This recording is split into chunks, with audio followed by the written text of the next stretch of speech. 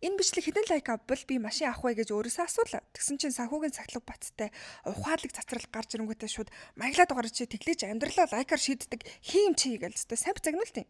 Тэр нь буцаага сүрсэн бацаа хийгээд ер нь тэгээд угаасаа цоо шин машин авахгүй штэ жил болгон шин загвар нь гарч ирээд үнэн нь ундаг л юм чинь зүгээр хөөрхөн орж ирсэн машин аваад тэрийгээ тордод арчлаад явъя л да угаасаа орой такси идэр цугаал аюултай л байгаа үсттэй гэж хэсээрээгээд бас ятгаж чадав.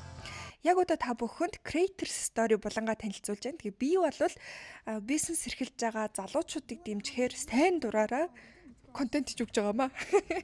Зөвхөн машин авсантайгаа холбогдуулаад аав хүү хоёрыг танилцуулж байна.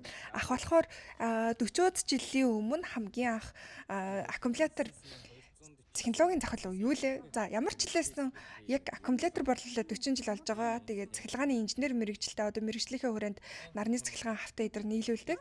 Тэгээд хүн болохоор Солонгост нисхийн инженерээр сурж ирээд Монголдо одоо хурж ирээд аавынхаа бизнес тусалж байгаа юм байна. Тэгээ надтай холбогдсон юм. Эднийг болохоор бусад газруудаас юугаар ялгаатай гэхлээр нэг юм багжаар аккумуляторын чанар насжилт хэр байна гэдгийг гаргаж ирээд тэгээд яг тохирсон аккумулятороос сольж өгөөд дахиад нөгөө багжаараа юм байна гэдгийг хэмжиж өгөөд тэгээд баярлалаа бакачав гэж салдаг. Тэгээд эднийхээс аккумулятор аваарай. Тэгээд бусад нарийн ширээ юмг л би мэдэхгүй байна. За тэгээд баярлалаа баяртай.